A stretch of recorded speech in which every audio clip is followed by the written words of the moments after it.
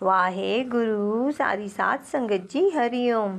प्यारी साध संगत जी, आज गुरु जी ने ज्ञान दिया कि जब इंसान भजन करने लगता है, नाम जप करने लगता है, सिमरन करता है, कथा करता है, कथा सुनता है, सत्संग पे बैठता है, सत्संग सुनता है, फिर सत्संग करता है, तो वो भगवान का सच्चा भक्त बन जाता है। वो अब भक्त बन गया, वो भक्त हो जाता है, तो भगवान को वो बहुत प्यारा होने लगता है। जो दुख है ना, उसके जो दुख होते हैं वो भगवान एक ही बार में दे देता है, उसे एक ही बार में ख़त्म करके उसे निकाल देता है इन दुखों से, इन कर्मों से। मगर उस दुखों के दौरान जब हमारे पास दुख के ऊपर दुख आता है तो फिर इंसान घबरा जाता है। वहाँ एक दुख अभी तक ख़त्म नहीं हुआ, दूसरा दुख आया है, तो फिर इंसान से शिकायत निकल जाती है कि भगवान ने मेरे साथ ऐसा कर दिया। फिर भगवान उन दुखों को रोक देते हैं। जब शिकायत निकल जाती है तो भगवान उन दुखों को रोक देते हैं, और तो फिर ये दुख भगवान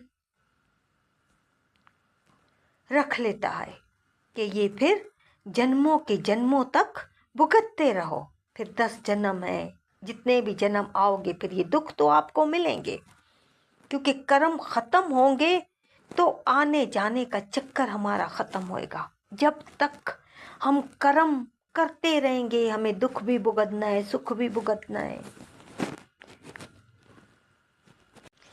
भगवान सोचता है कि एक ही महीने में, एक ही साल में इनको दुख देकर, इनको कर्मों से निकाल के मरने और जीने का ये चक्कर ख़त्म कर दूं। मगर इंसान नहीं निकल रहा, इंसान निकलना चाहता नहीं है। भगवान की हर हालत को स्वीकार नहीं करना। अगर भगवान की हर हालत को हम अपना लेंगे तो ये भी भक्ति का स्वरूप है। अगर भगवान की हर हालत को, कि भगवान जो कर रहा है हमारे भले के लिए कर रहा है। भगवान कौन से जन्म का हमारा हिसाब कर रहा है, तो करने देगा, करने दीजिए, गुरु ने बोला। मगर नहीं, हम नहीं करने देते, तो दोबारा आना पड़ता है हमें। इस जन्म में इतना भजन कर रहे हैं, इतना नाम जप कर रहे हैं, उसके बावजूद भी हमें जन्म लेना पड़े तो क्या फ़ायदा। हम नाम जप सिमरन क्यों करते हैं कि हमें वापस आने जाने का चक्कर ये ना चले, हमें कोई फल नहीं मिल रहा।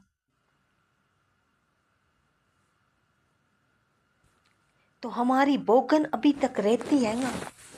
हम हर एक चीज़ का फल मांगते हैं परमात्मा से, दुख मांगते नहीं हैं। दुख आते हैं तो दुखों को अपनाते नहीं हैं। तो फिर कैसे ये मरने और जीने का सिस्टम ख़त्म होएगा? ये तो फिर कभी नहीं होएगा। फिर तो ये चलता रहेगा, चलता रहेगा 84 लाख जूनियों में, फिर आओ जाओ, आओ जाओ। फिर तो भगवान भी कहते हैं मैं अपने भक्त को निकालना चाहता हूँ, मगर वो नहीं निकलना चाहता, तो जाए भुगते, फिर जन्म मरण के चक्कर में आता रहे। इसीलिए कहते हैं एक दुख आता है फिर दूसरा दुख आता है। समझ लो कि हम सच्चे भक्त हैं परमात्मा के। हमारे कोई कर्म है जो हमें परमात्मा दुख दे के हमारा कर्म काट रहा है। हम प्यारे हैं। जब हम रोने लगते हैं, शिकायत करने लगते हैं तो परमात्मा दुख रोक लेता है, फिर सुख दे देता है, फिर वही दुख रुका हुआ होता है। तो फिर किस जन्म में वही दुख का कर्म हमें काटना पड़े, ये भगवान को पता, फिर इंसान को पता नहीं होता। तो इसीलिए कहते हैं अभी जो भगवान हमसे ये कटवा रहा है ना, हंसी खुशी काटे, मगर हम सिर्फ शिकायतें करते हैं, समझते कम है, शिकायतें ज़्यादा करते हैं। साथ संगत जी, इंसान की यही फितरत है, बुद्धि छोटी है मगर शिकायतें बहुत हैं, हर एक से शिकायतें ही शिकायतें हैं। तो एक गुरु जी थे, वो शिष्यों को कथा करना सिखाते थे कि कथा कैसे की जाती है। कथा इनकी सब सुनते थे और सबको अच्छा भी लगता था, सब बहुत सारे चेले आते थे। तो वहाँ पे दो इकट्ठा आते थे, दोनों को इकट्ठा टाइम देता था गुरुजी, दोनों इकट्ठा अपना कथा सुनते थे। जो एक इनमें दोनों में एक जो पहला वाला जो था ना, वो गांव-गांव जाके कथा सुनाते थे। जो दूसरा था ना,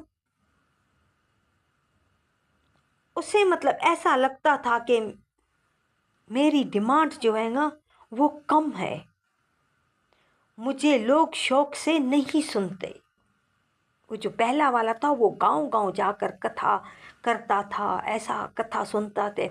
जब उसके साथ ये जाता था तो लोग उसे ये बोलते थे कि आप थोड़ा कम बोलो, पहले वाले को कथा करने दो, उस मेहरबानी करके उसके लिए भी टाइम निकालो, उसको भी मौका दो, वो भी बोले। फिर इसे बुरा लगता था साथ संगत जी, इसे अपने डाउट होता था इसे कि भाई वो मुझसे ज़्यादा तारीफ पाता है, मुझसे ज़्यादा हर चीज़ है, मेरी कोई तारीफ भी नहीं करता। मैं कथा कर रहा होता हूँ, मुझे कहते हैं कि आप थोड़ा बोलो, आप साइड में बैठ जाओ, वो कथा करेगा।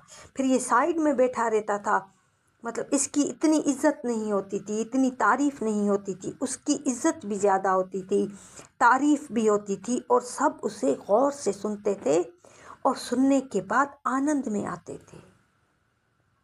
बहुत अच्छा प्रभाव पड़ता था, मतलब अच्छी कथा करते थे। तो इसको डाउट हो गया अपने गुरु पर, अब अपने गुरु से शिकायतें करने लगा,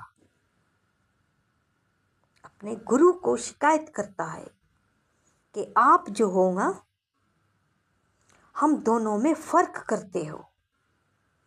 पहले वाले को आप कथा अच्छी तरीके से समझाते हो, उसको आप अच्छी तरीके से दिलचस्पी से उसको गौर कर कर आप उसके साथ मेहनत करते हो, मुझे आप अच्छी तरीके से नहीं सिखाते।